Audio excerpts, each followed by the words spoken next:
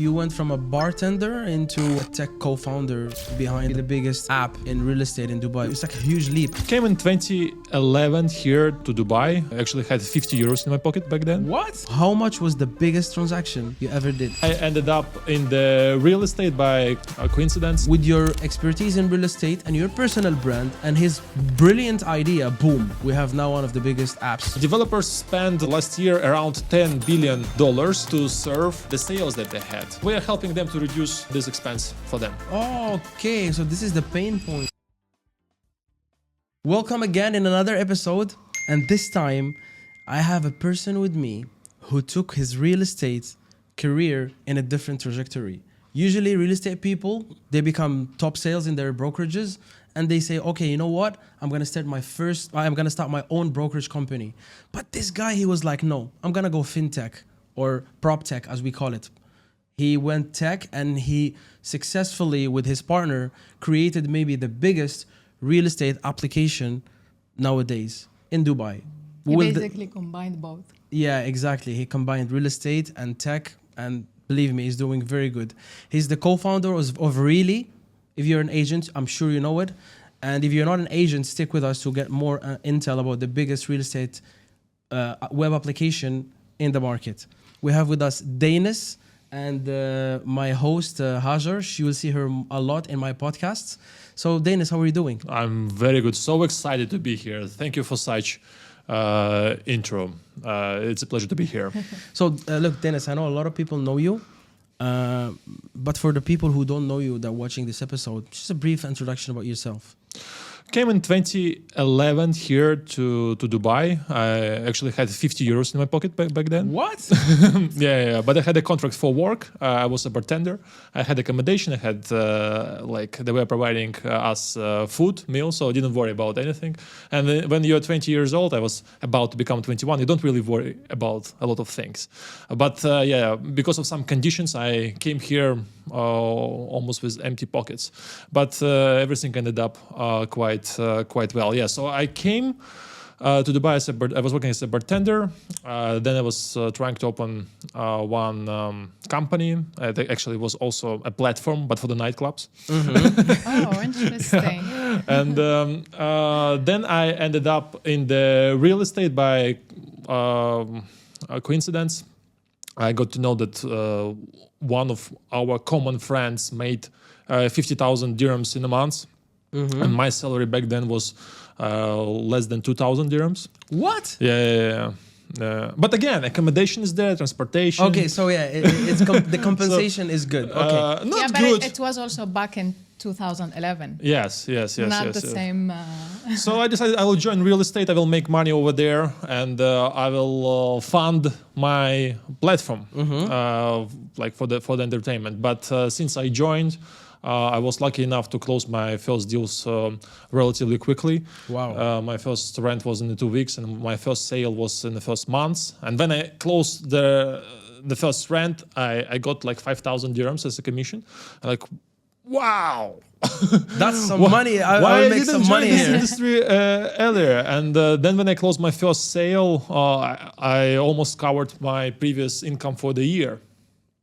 Yeah, so it definitely shifted the mindset that I had, and I really enjoyed the journey.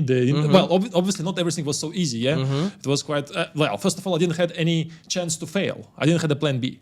I had to only that one plan to make it or break it. Yeah. Yeah, I didn't and to come back home was also not a plan for me. Actually. Interestingly speaking, I'm from Moldova. Yeah, it's a small country. You're not, what? I thought you're Russian. No, I'm from Moldova. You're from Moldova? Yeah. Okay. So Moldova is a small country in Eastern Europe. Yeah. And what I can mention in Dubai, there are a lot of uber talented people in the real estate who are from Moldova. Oh, really? Yeah. It's not like we are interconnected, but still, some of the best agents whom I know, they're from there. And I think one of the reasons why we're doing so well over here is because we literally didn't have back then a plan B. You cannot come back to Moldova. Yeah, you cannot come back. Why? There is nothing to do there. Everybody, back in the days, everybody's trying to leave the country. So I was one of them. It's not like, let's take an opposite scenario, like let's say you're from UK. Yeah. Okay. Most probably you can come back and find something over there. You can do. You can start There's working opportunities somewhere. yet. Yeah, there's still but But opportunities. for you, it wasn't an option to go back. Yes, and it definitely helped. And yeah, I ended up having a very good career as a real estate agent. And how many years you stayed as an agent before you switch into tech? 12 years. 12 years. So okay, so you had a long experience in real estate. Yes. Yeah. So technically, like in a nutshell, you went from a bartender into a tech co-founder behind maybe the biggest app in real estate in Dubai, which is it's like a huge leap in 12 years, right? More than that? Slightly more than that, because I was working as a bartender for some time also. Yeah. So from, I think you went from having a 2,000 salary to consuming 2,000 per day. This is how it feels like, right? Yeah. But I want to ask you, there is a question that a lot of people don't ask about, especially for us expats living here. What was the reason, what was the story behind you leaving Moldova and having the courage to leave your comfort zone and come to Dubai in 2011, where I don't think Dubai was as attractive True. as now? Yeah. Of Well, course, like 100%, there was, yeah. for sure, there was a motivation for you to do so. Yeah, this is there are two kinds of motivation. The one that pulls you and pushes you. Yeah. True. So we have the motivation that pushes you out. And I had a very good job back in Moldova as a bartender also. And back in Moldova, you're like a superstar. Like in a nightlife, there is a DJ, and the second best person in the nightlife is the bartender. Everybody respects you, everybody loves you, and we were good. We were doing the flyering tricks with the bottles, and we're making very good money. Yeah. But unfortunately, I got fired. And I couldn't find any other job over there that could replace that income that I had over there. And I immediately understood that I need to go somewhere else. And I was considering several options. Obviously, I was considering to go to US. I was looking towards Hong Kong, Singapore, Australia by some reason. But then I realized that in Dubai, the employee is offering you a ticket. So you can come over here, and they offer you accommodation, they offer you food. So sounds like a good thing. And I know that, like in that industry, being a bartender, I was doing quite well with the tips, because I was always interacting with people, I knew everybody by the name, and I was also like one of the best sellers behind the bar. Yeah? Okay, so you were always a salesperson. Go ahead. So amongst all the options you had, the countries, you choose Dubai, UAE, because of the offer you had. Yes. It was more appealing. Yeah. And there is one thing that is related to the hospitality job, which is kind of similar to the real estate guys also. Like whenever you have some money, you spend it all, because on the next day you go to work again, you have some cash. Yeah. Yeah. So when I was fired, like yesterday I was rolling how a 20 years old can roll. Yeah. And not like today's guys. Yeah. It's like back in the days.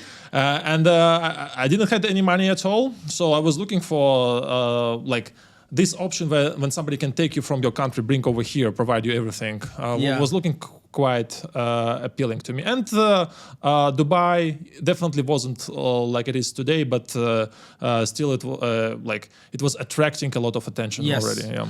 And did you enjoy your life as a bartender or you were like shocked, you didn't like your life, you had to change it? What was the sentiment? First impression was very bad.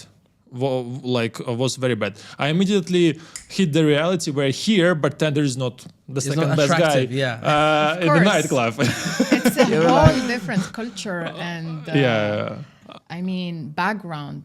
Yeah, absolutely. I was like, what is going on here? And the amount of work that we're supposed to do over here was way higher than we were doing back home. So I remember after the first shift, I was laying in the bed like, what the fuck? Yeah. You kind of maybe needed to prove yourself. No. Like it was it was a lot of work. And then I think, give me some time. I need to make here some money. and then when I came here, I realized that you don't make tips for yourself. Like we were making tips for the team, like for the bartenders, and we were sharing with each other. Yeah. But here I realized that everybody gets a cut. So even if you make, and I'm collecting the money, and then I realized, hey, you need to give it to somebody on the kitchen. You need to give give some to the security, and it was a shock for me also. I worked in that place for 6 months, and then I tried to Make your life better. to open another company. Yeah, the company, the app you told me Also, about. you worked as a bartender for 6 months, and then you started your own journey. I tried. I didn't launch it. I watched a few videos on the YouTube how to start the startup, how to make a business plan. I made it, and when I had an argument with the bar manager, I said, "Hey, that's enough. I'll try. leave. Yeah. I'll try to become an entrepreneur." Oh, kind of like Yeah, Walid like, yeah. actually.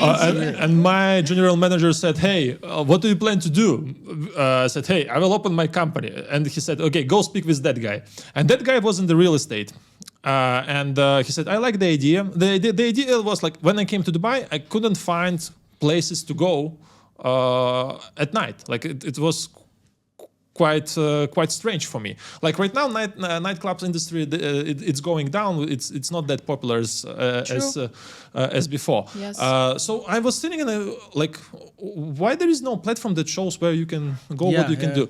Something similar what Platinum List is doing right now. But that's working so good. Yeah, all the business. ticketing is going through that platform. Good business. But before that, it was also like a place where you can find where to go. Yeah. My GM said, "Hey, go speak with that guy. He's from real estate. He will give you money." So I had several meetings with the investors who's supposed to give me something, and all of them said yes. But nothing happened. Dubai. And Dubai, everybody. Typically Dubai. And this is where I understood, you should not trust everybody. Because before that, I was living in my small world around my colleagues. And then I went somewhere else. I had this very good meeting. And they said, yes, we will give you funds. But that didn't happen. And then I joined real estate. So I can make money and fund it. But there is something interesting about your story. And you see this in a lot of stories. All what you did or what you were experiencing as a bartender who know how to sell, as someone who was like, look, I'm going to start my app. It was like 12, 13 years ago. It ended up being beneficial for you after 12 years. Like fast forward, you ended up doing what you were planning 12 years ago. Yeah, it's kind of you realize that everything you went through, it was meant to be, and it served the purpose. Like the universe was preparing you because look, you were selling in real estate, but you were selling in a bartender as you were selling drinks, right? You were learning sales skills. You had a lot of pressure in Dubai. You said, look, I'm going to launch my own app. You learned what's an app, how to collect funds, how to make a business proposal. And you dealt and negotiated with people who ended up saying no. But then you maybe understood that you have to fund it yourself. And this is where you started to become an agent, which is not an easy job. There is no salary. There's nothing. You have to do it your own. So tell us how you did that. Look, when you work somewhere and you change the job, you need to give a notice to your employer. And I realized that, hey, how can I prepare myself to increase the chances that I can do something in this job that is called real estate. So I gave a notice, like a one month's notice, and I start digging deep into the courses that were available on the YouTube. There were like US agents were telling how to do the job. Yeah, how to do the calls, how to do the presentations, how to do this, and that. So I was keep on watching that, watching. Hey, I realized, you need to do the cold calls. When you do the cold calls, you need to be very resilient. People will tell you different things, but you need to jump to another call, and you need to do the tones of it. So this helps me to prepare myself for it. And I used my savings and I applied. Oh, this is actually a good story. I applied for the driving license. And back in the days, nobody were passing the driving test from the first time. Well, still today, man. It's still the situation. Nothing bro. changed. Not because you're driving bad, but because of the business model of the schools. Yeah. You will fail. I see. Yeah, You had to fail, yeah. And I was so worried about my exam because I didn't have a chance to fail and to come because of the money. Come back because of the money. And I remember on the day before my exam, I took a taxi with my colleague back to the accommodation. And we were talking with my colleague about my exam that will take place next day. Yeah, and by some reason, the taxi driver like somehow overheard what we are talking about, and he said, "Look, you will sit in the car. He will ask you for, do you have an experience of driving? Tell them, do you have?" I said, "Yes, I had. I was driving back home. Yes, I had like for 2 years." He said, "No, tell them 5 years." Okay, and then don't eat anything before the exam. Whenever you sit, like touch absolutely everything. And before you go there, sit in your room and visualize how you touch absolutely everything before you're driving. And imagine whenever you're doing this, that somebody is sitting next to you. And I don't know, somehow it's like I was like thinking, oh, this is a sign from the universe. I need, Yeah. I God need to sent do an this. angel. Yeah, and I was doing this, and it helped me to pass. Oh, so you So you didn't got fail. it from the first I time. got it from the first time. Wow. And I was telling everybody, you will never believe, but I passed from the first time.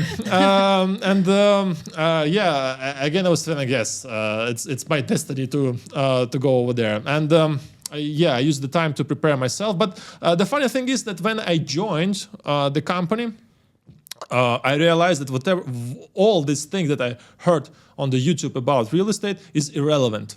Yeah, it's another world, like especially in Dubai.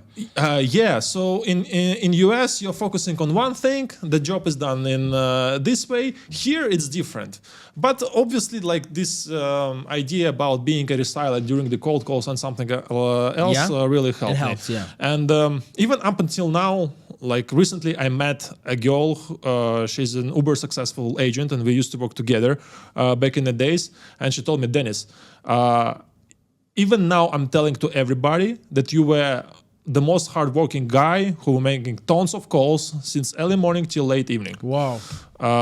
And I was literally coming to the office. I was Obsessing about selling and renting. It wasn't obsessing about. I was obsessed not about selling green. I was obsessed about not failing. Okay, that's a different way to yeah. see it. Yeah. Okay, I want to ask you. You said in your second week you did your first rental. Within 1 month, you closed one deal, which is remarkable. Like people say Of course. sometimes. And back in the 6 days, months. yeah. And back in Yeah. the days.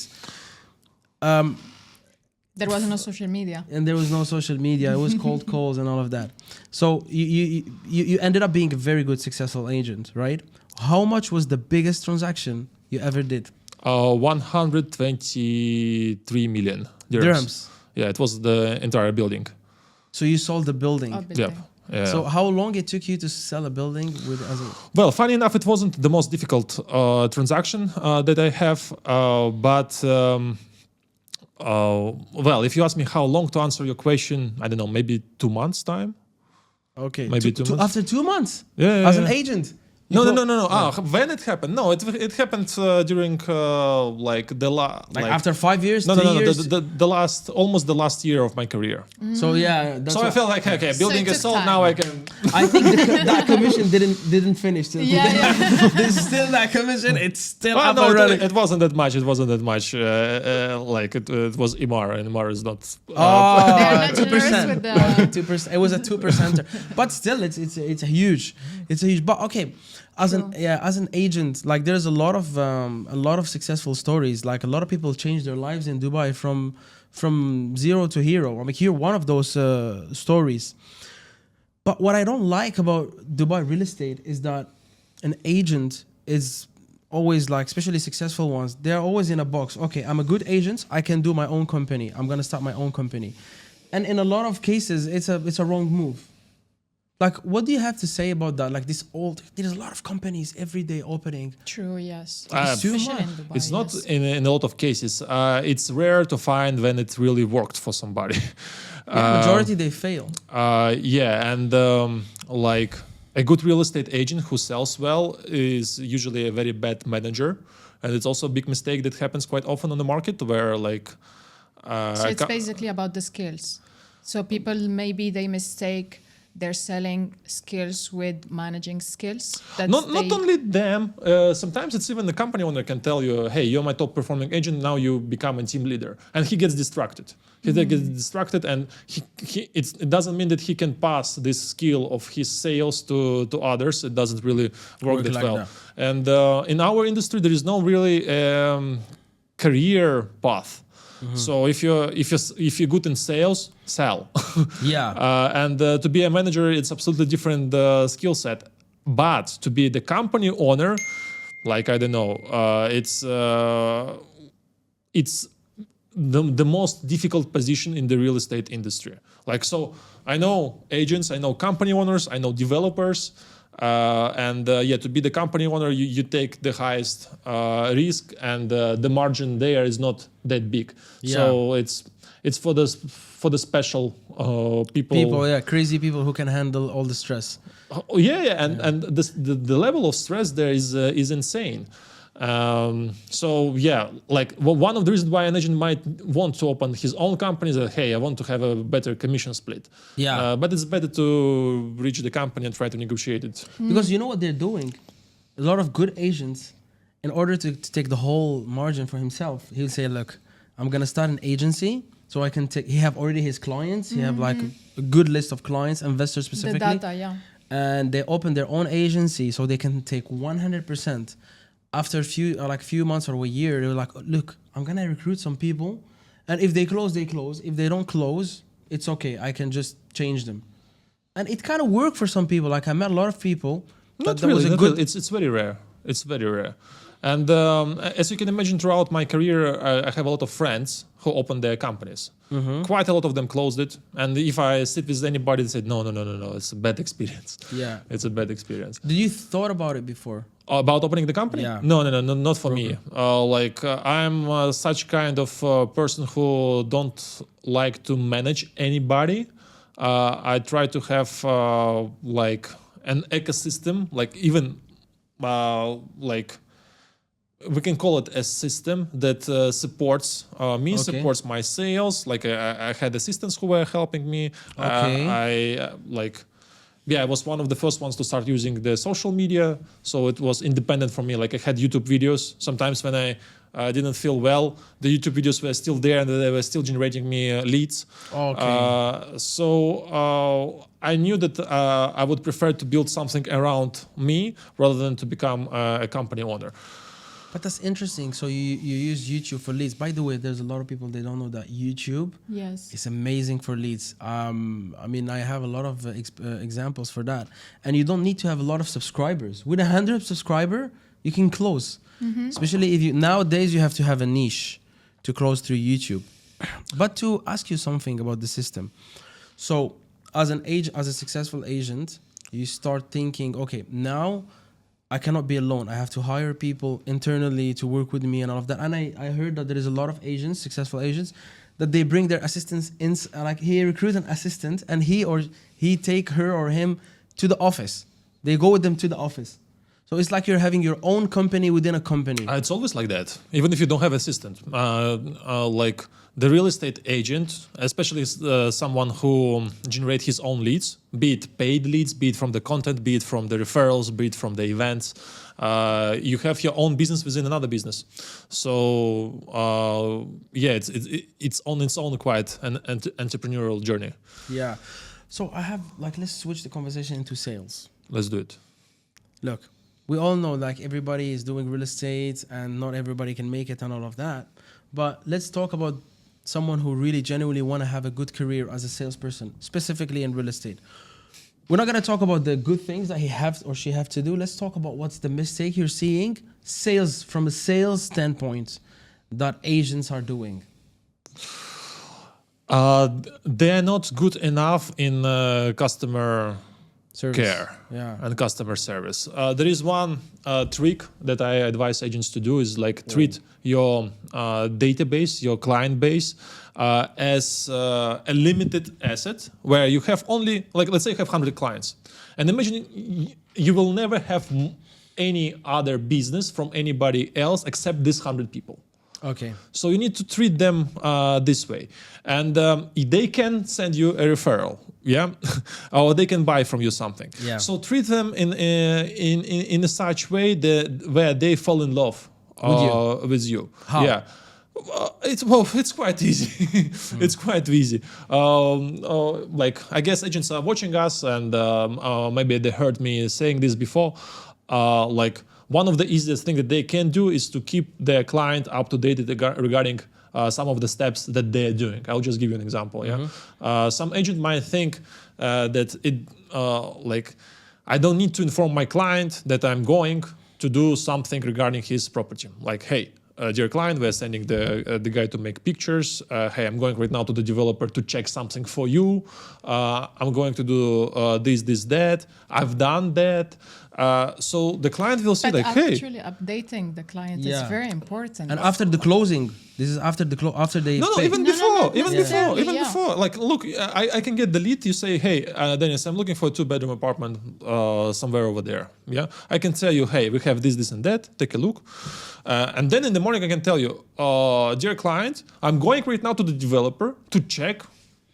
It's like You know, this yeah. way the client can feel that you're keeping him and updating him constantly, which is kind of building a relationship. Yeah.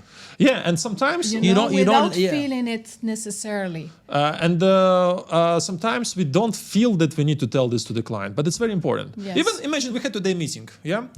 How would you feel if I will text you this morning, hey, like we will have today this meeting, I remember about it, I'll be well prepared. Yeah, you didn't ask me about it, Danis. For a week, yeah. Is it okay or not? Or when I was leaving the place to come here, I would text you, hey, I just left my place, I'm on the way to the podcast. You feel comfortable. I'll be on time. Yeah, I'll be yeah. on time. Yeah. I didn't do this, but I could do this. You will appreciate it, A isn't small it? update, Yeah, yes. it's a small update. You give him a mental image. He's living a story of you And you searching keep for his him in unit. touch. Yeah, Yeah, you keep him on the loop. And sometimes you can give him an update without an update. Dear client, nothing happened this week. Nobody checked your property. But still an important and update. Yes. I guess if we have the same situation next week, we need to adjust something. Oh, you So- give him solutions and you involve him with you. Yeah, because if you Yes. text him in 2 weeks and you tell him, hey, we need to adjust something, said, Why? Yeah. Why? Tell me more about it. And then he might say no. So to treat your database as you will not have any other clients rather than the one that you have, and to keep them up to date regarding the steps. You heard the trick. It's one of Danis' tricks, huh? And he's Very easy, successful. very easy. Are you selling now or you stopped? Like I have 1/2 clients of whom I'm taking care of right now. It's just that we had such long relationship, and they're relatively big, and they don't trust anybody else. So I'm still helping them. That's good. And touching about relationships, it's real estate agents. Whenever they build it up, they really kind of build for themselves this passive income. Yeah. Because the more clients with the properties they have who trust them, the more business they will have in the future. Yes. And Snowball effect. It's a snowball effect. yeah, and the job of the agent is to find or build. It's better to put it this way. This client base who are big fans of the agent. Yeah. So it's like people are buying from you because they love you more than they love the opportunity of having money from real estate. Yeah, which comes back also to the tip he gave earlier about keeping a relationship and building a relationship with the clients. because they're talking to them Yes, constantly. yes. All right. So this is that was your story as a salesperson or as a broker. Yes. And then things they start to shift. You become an entrepreneur, or maybe you were always an entrepreneur, but the opportunity presented itself for you to execute something similar to what you did when you were new here, 21, 22, 23. How that happened, bro? Like you were killing it in real estate, all of that. But how that thing happened? Well, I'm not how it happened. I got invited for a dinner, and on this dinner, somebody told me about an idea where I immediately say, "Hey, I'm ready to pay for this as a customer." So you were in the seat of those Asians that you met. Remember when you were meeting Asians to ask for money for funding for your app? It You wasn't said agents, it was company owners of the company owner or like a real estate. Yeah. You were somehow in the same seat. No, you, it wasn't you a were pitch. asked. It wasn't a pitch. They were not pitching you the. No, it okay, wasn't okay, a pitch. okay. It wasn't a pitch. It was I was saying I'm ready I think to it was pay. a proposition. No, it was like, hey, there is like, okay, I was, and I can say still have this title behind me. Like I was one of the first agents who started using the social media to promote something. Yeah, I was very strong and consistent on the YouTube. So every week I was posting something. How many followers, subscribers you have on YouTube now? Not many, around 19,000. 19,000 is good. It's very niche. For YouTube, yeah. it's Yeah, but the source of leads, it's incredible. Yeah, the lead, when you get the lead from YouTube, it's quite. They already easy, trust yeah. you. They know Yeah, you because they they're watch ready- you for like at they're least ready to 7 buy. minutes. Yeah.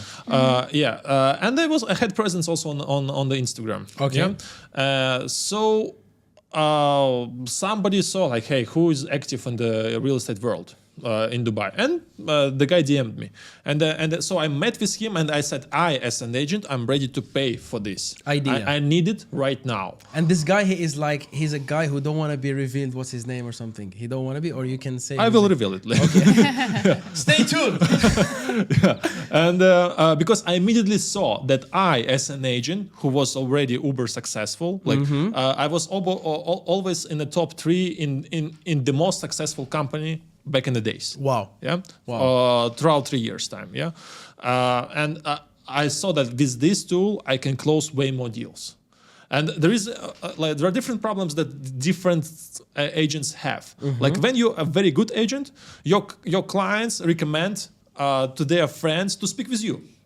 And at some point you are in the situation where there are a lot of people that comes to you, but you're very busy. Yeah. And you cannot work properly with some of them. And some of them you don't replay, and they say this guy is an asshole. They're like, why you recommend me to He's speak with arrogant. Danis? He's not replying to my messages. yeah. And I saw that with this tool, I will be able to serve like way more clients. Yeah, and as you can guess, the person who was in front of me, it's my current partner, and he was telling me about this platform where he wants to centralize information about all developers in one place. And for the agent, it will be easy to identify projects and send it to the customer. And so initially, like I said, hey, how can I help you? To whom you want me to introduce you? Because I had a very good relationship with the developers, Yes. with the real estate. Was he an agent himself? No. He just came. Is he in here. the industry? Yeah. Right now, he's. No, when he met you. You guys met. It was the first meeting there. Like, But he wasn't in the industry He was not in real at that estate. time. not in Dubai real estate. He was okay. In Ukraine. Oh, okay, cool. Yeah. Okay. And so we start having some meetings, and then like I became an investor in the platform. Okay, you started Yeah. as an okay. I started as an investor, and as like good investor, whenever you invest somewhere, you want to help. Of course, yeah. People, yeah. And so I was involved a lot in different meetings, in the different strategy sessions, and at some point, guys invite me to join as a co-founder. And I'm saying, guys, there are 3 of us. Yeah, it's always 3. It's the magical number. We're gonna talk about this in a moment. Let's go ahead. When there are 3, it works. It works. I don't know for some quite reason. well. Yeah. And then we started building it up over here. At some point, I resigned from the real estate company and joined for the full time the platform. You're like more of the face of Really. I see you as the face of Really. Oh yeah. Yeah, you're like that's that's good because this is how you really use personal branding at the fullest extent. Like this is the full potential that you can use. Like you already build your brand, and this gentleman, he met you with your expertise in real estate and your personal brand and his brilliant idea. Boom, we have now one of the biggest apps in real estate in Dubai. And we have 42,000 registered agents right now on the platform, and we didn't pay anything to attract them. Yeah. So this is a huge advantage that we have. Like initial push obviously was from my side, where agents were following me, and they just wanted to know, hey, what Danis is doing.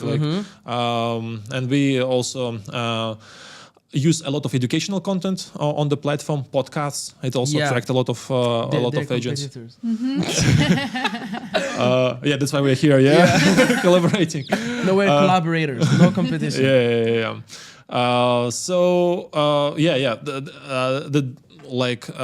The reputation on the market really helped us to achieve a lot of things and to open a lot of doors also. That's amazing. I really want to know about, because this is something very important. Now we're gonna shift the conversation into an entrepreneurial conversation, and how you can set up a company with other people, because there is shares, there is percentages. Some people get greedy. A lot of people, when they fall into the space of sharing the pie, they get greedy and they become stupid, even if though they're smart. And I've been through it in my past experiences as when I wanted to start a company, because I'm a kind of person who believes if you want to have a big company, you cannot do it alone. Impossible. Whoever you are, you cannot do it alone, because you have 24 hours like everybody else, and your brain is limited. So you need extensions of you, like people who have other parts of your brain that they complete your skill. Oh, partners is very important. Yeah. So I want you to tell us how you guys gelled and match and reach an agreement where it was beneficial for all of you. Yeah, and I would yeah. add something to that question.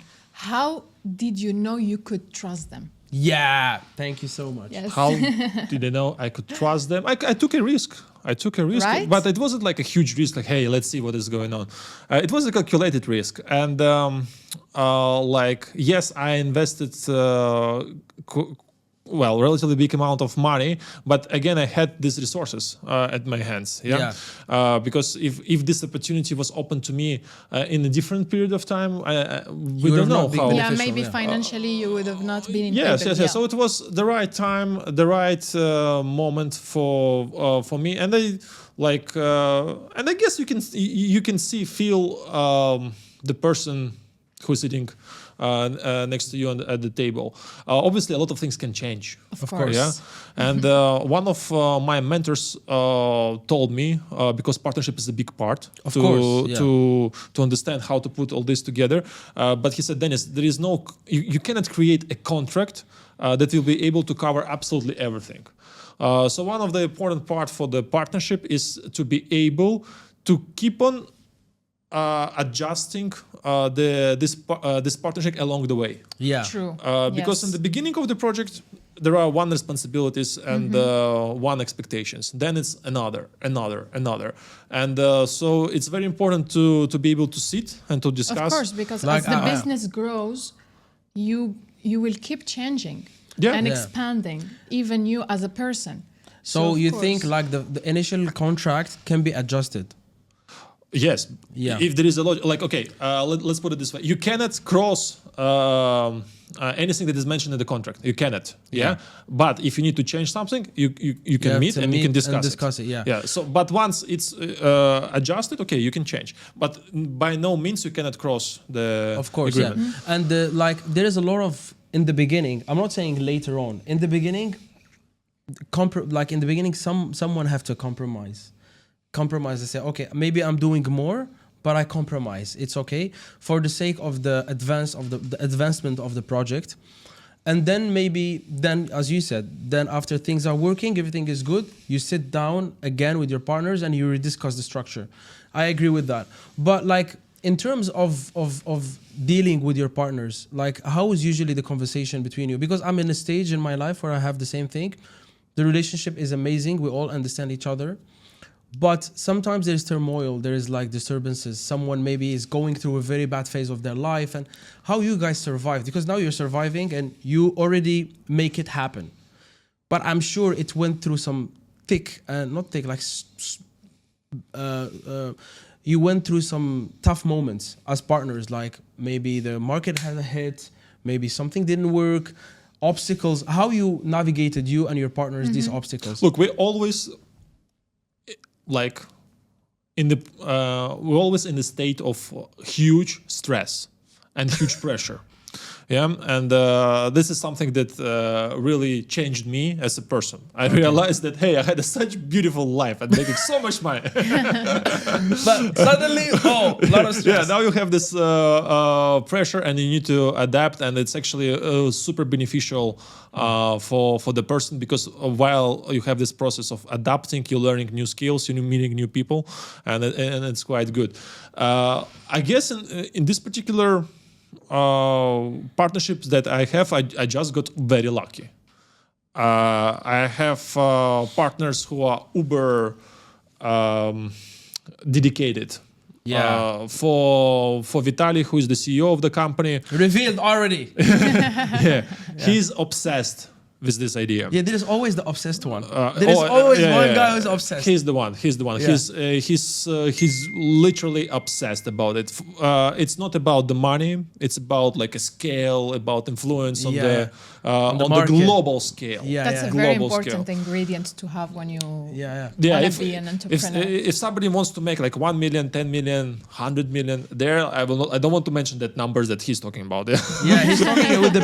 Yeah, these people Huge are numbers. crazy. Yeah, like I think these people, the obsessed one, they have like a little bit of madness, so they can. 100%, Yeah, yeah, they yeah. can Yeah. literally is their priority. This is their number one goal, But I and believe they have you their need obsession. to have that madness to Yeah. make it actually. Yeah.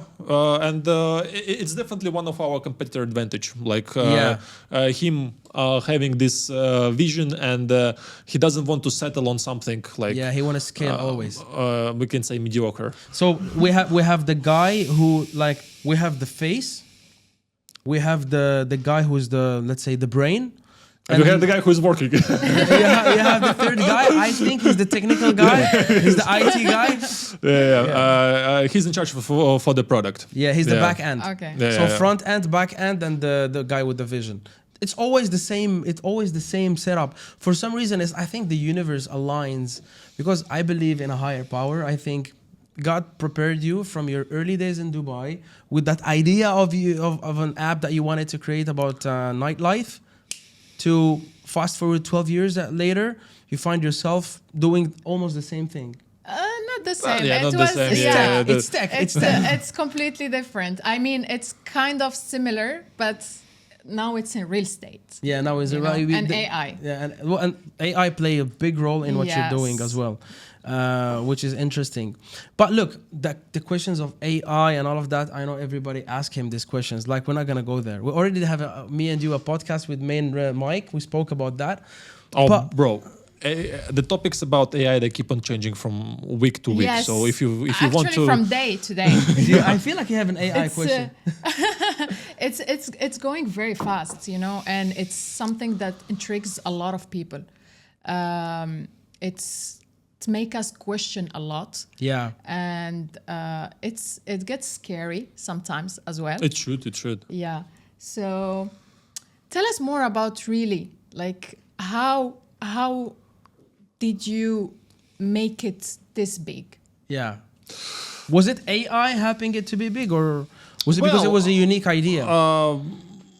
Like when we started, like Open AI just was like, there? Yeah, it was new. new and not so Effective. Yeah, let's put it this way. But why we are so big, I guess we know the pain points of the market. And for us, it was very easy to say, hey guys, we are solving this problem. Anyway, hey, finally. Actually, that's a very interesting thing that you said, solving a problem. That's what makes the difference. Yeah. When you present something to the market, you need to solve a problem. Always, all And the if time. you're solving a problem, that's what's going to make it successful. And this is the problem from which we were suffering from. Like there are different companies on the market, and I think the huge advantage that we have that we are from the market. Yes. Yeah. We were experience ourselves this problem. So experience and- and problem solving. And we know the solution. And yeah, like we have a huge support from our community, and we're very like happy, and we appreciate it a lot. Like our agents are always happy to come to our events. Some of the top leaders are participating as speakers, as people who are teaching other agents, and like our community helps us a lot. So Let's talk about the Definitely. money now. We're going to talk about Yes. how really make the chin chin. makes money, yeah. How Yeah. really makes money. Actually, not so many people know about it. Yeah, that's why I'm asking you. I don't remember me mentioning this on the podcast. But basically, we have two business models. One of them is we are charging real estate developers a percentage from the building value that we are managing. And the second business model, we are providing API solution to the real estate companies where they connect it to their websites, and you don't have to update information on your website about new launches It just or happened existing launches. Yeah, as usually it will take you like at least two people in your IT department Yes. who will search what is going on the market. Yeah, but with our API, they have access to all of this, and this is our second business model. But it doesn't stand even close to our main one. And developers in our ecosystem are like the biggest potential client. Of course, yeah. You cannot even imagine a bigger client. I than a mean, real that's estate your developer. value proposition. That's what you're offering the agents, developers, projects. Yeah, and for the developers, we offer attention of the agents. Voila. And developers spent last year around $10 billion to serve the sales that they had. I'm talking about commission that they paid to the external agents. I'm talking about salaries for the internal departments. I'm talking about marketing and all the tools that they're using when it comes to the communication with the agents are uber outdated. So we are helping them to reduce this expense for them. So, okay. So this is the pain point that they're tackling. That's crazy. That's crazy. Like you tackled the really interesting pain point. That was, I think, the solution. Imagine this: like 98% of the sales for the real estate developers are done through the agents, external agents. Yeah. So it's like a crucial channel partner for the real estate developer. Yeah. But still, you are sending them Excel files in the morning through the WhatsApp groups with the availability. Yeah. And when the agent wants to find out if it's still there or not, he's texting one of your employees in the sales department and ask them, hey, can I still offer this unit or not? No, you can't. Oh, yes, you can. And if you get a reply instantly, you are blessed. But sometimes to get a reply, it takes you hours. And then the client leaves. Yeah, the client leaves. Like everybody is irritated. Agent is irritated because, hey, I need the information faster. And for the real estate developer, like they need to have hundreds of people in their sales departments. And they're not really selling. They're helping agents to get the information. Yeah, that was their job. They're not selling. They call them sales guys or sales people, but they're not selling. No. Some of them are very good. Some of them are very good. But you don't need to have 500 people in your sales department. So basically, what you're telling me is that through really, the updates are happening automatically. Yes, like what's sold, what's not. That's interesting. An agent can open it, check it, send it to the client, and this is what I really liked when I first heard about it. So what's the target? That's a time gaining. Yeah, it's reduced time. But like I think you said 42,000 people are subscribed to the Yes. And how many agents we have? All of them. How many Dubai. total agents registered? Dubai. Around 25. So you have more than what's registered. Well, the thing is that in our industry, there are some people who came to test it, to try it. Some people left. In any agency, there are people who are on probation period. It's one of the things that on which we are working with the Dubai Land Department to streamline the process of getting the RERA cards for absolutely everybody. But my question is this: you have 42K. Yeah. And the registered agents are 25K. Yes. So you nailed it. You have. No, we covered the entire market. By an estimate, the number of people who work as real estate agents in Dubai, not all of them have RERA cards. And as I said, we tackle this problem right now. They are around 50 plus. So I can surely say that we definitely covered all the agents who are working on the off-plan market. Obviously, because that's the main value proposition. But you have secondary also. We are focusing on only on the off-plan, but we will have some tools and features that we will introduce for the secondary market just to help our clients who are agents. Yeah, I got your point. Here is the What platform. do you think? the future is? Actually, I would like to ask you regarding how is the world of venture capital? How is it going? And what's your plans for it?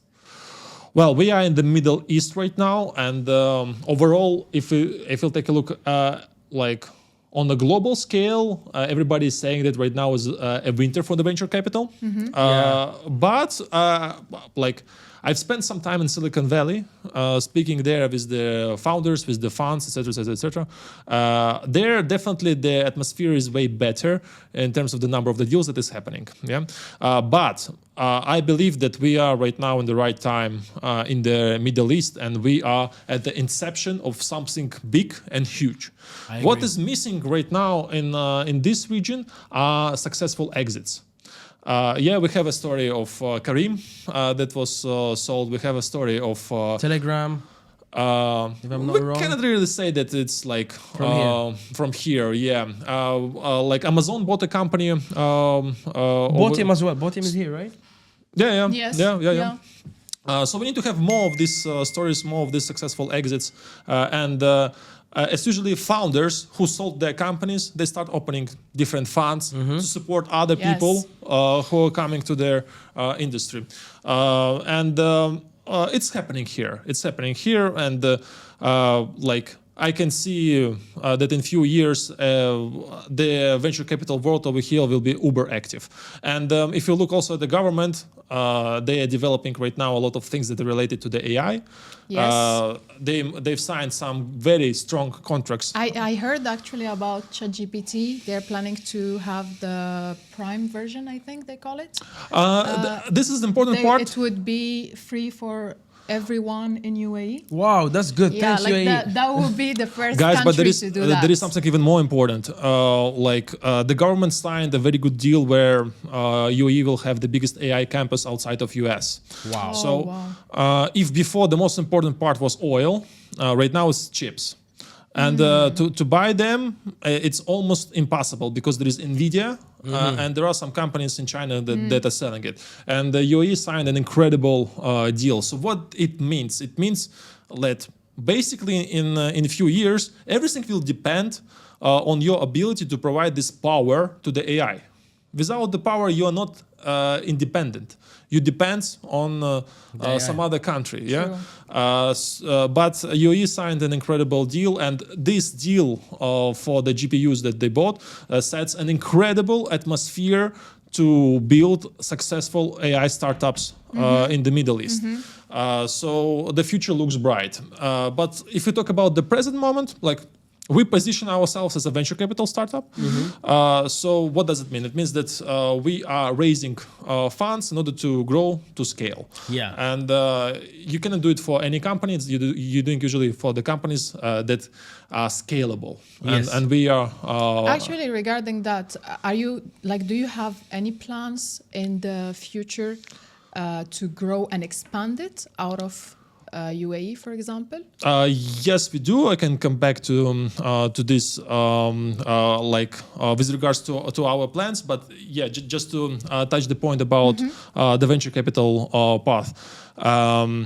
As I said, there are several stages which the company needs to go through, and the ultimate target of the startup is to reach the IPO stage. Yeah. And currently, Dubai has an agenda to raise 30 homegrown unicorns in the region.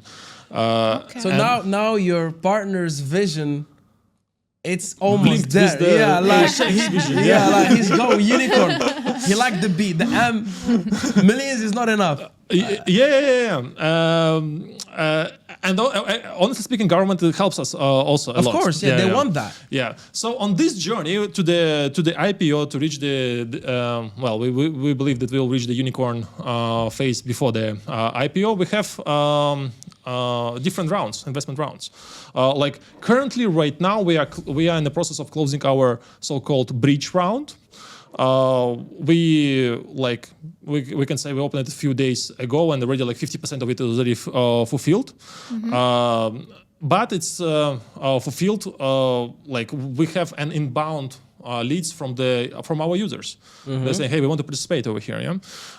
Then somewhere by the end of the year, we will have so-called a seed round. And on seed round, this is where we will start getting money from the venture capital funds. And we're already working on that, and looks like we'll have a quite successful round by the end of the year. I have a technical question. Sure. So look, I feel like really is doing amazing because it's focusing on secondary market. Primary. Primary market. Off-plan. Sorry, off-plan. Because I'm going to the secondary.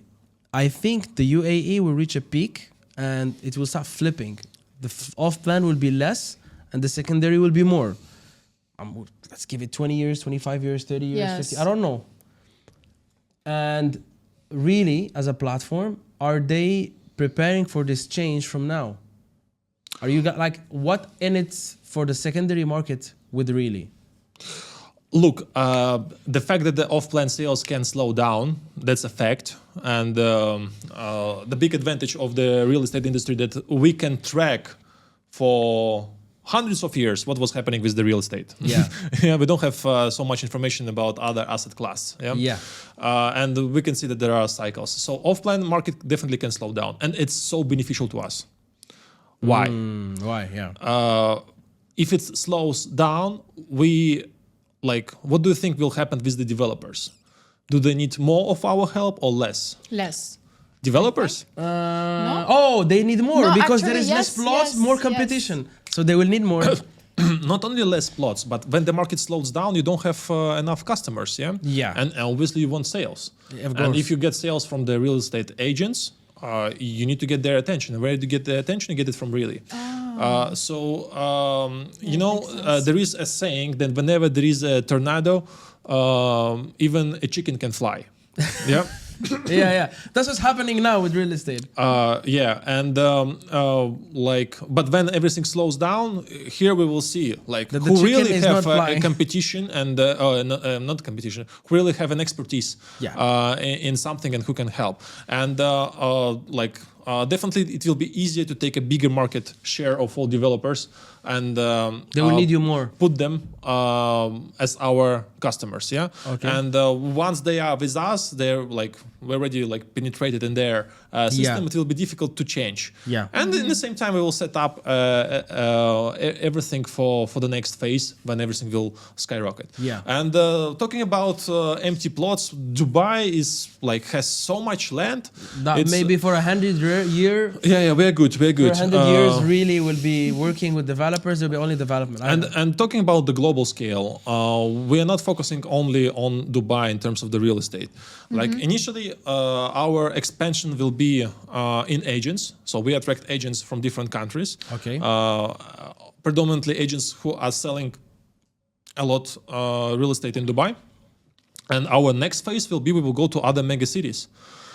Because it's an easy model to replicate in another country. Especially like Saudi, for example, it's fresh. Yeah, when we are looking towards Miami, Miami has. But Miami, there is less off-plan. There is almost No, very busy market. in off-plan. Yeah, very busy market. Very busy market, and another big advantage of Miami that it has also a lot of international buyers. Oh, Yes, yeah, true. yeah. Yeah, so there are a lot of buyers from Latin America who comes there to buy over there, and whenever there are a lot of international buyers, there is a big demand on agents. Yeah. And we will cover some other mega cities. And so we're building a global infrastructure. So by the time when Dubai will be fully constructed, we'll be already everywhere. Wow. I mean, I hope and I wish that really will be another app from Dubai to the world. Because what's happening here is crazy, it's huge, it's big. I feel like we're like the US in the 70s, 40s, when it started to become. We are blessed. We are blessed to be here. Yeah, the civilization is coming here. Yeah, it's not the American dream anymore. It's the Dubai dream. Yeah, Dubai dream. It's something that Dr. Mahmoud Al Burai mentioned in our podcast, and it became viral after. But I have another twist for it. I think I'm the first one who talk about this. One of the first people. I talked about it a year ago, but I don't think it's the Dubai dream. I think the American dream immigrated to Dubai. It's still the American dream, but it's lived here. That's how I like to see it. Like, I see don't okay, that. okay, agree, okay. actually. Because what's the American dream? The American dream is someone that from nothing becomes something. Actually, Or I would somebody. say the Dubai dream has maybe the ideology of the American American dream, dream, yeah. but it's better than the American dream. Well, it's more advanced and in a secure environment. Like the security here is a huge. Yes. But still, without like even any labels being set, like we're definitely positioned in the best place Alright. possible in the world right now. Okay, now enough of really. Let's talk about Danis. Just to closure, like to wrap up the episode. What's your plans? Are you going to take another adventure in tech, or you want to do maybe, I don't know, holistic practices and yoga? What do you want to do now as someone accomplished? And I can say it in a young age. Like in a young age, I feel like you're pretty much accomplished. So what's the next step for Danis? Not accomplished by far. Well, definitely there are a lot of things I'm grateful for. I have a fantastic family. But the journey is really like will still take a few years of my life, and right now the entire focus is over there, and I'm not thinking about anything else what will happen after that, because I'll just give you an idea. The real estate market as an asset class is the biggest in the world. Yes. It's bigger than the stock market. It's bigger than gold.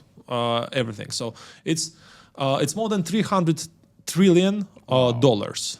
Yeah, huge market. Huge You just market. need a scoop from that, and then you're done for that. Yeah. And this market is so big, but again, it's not.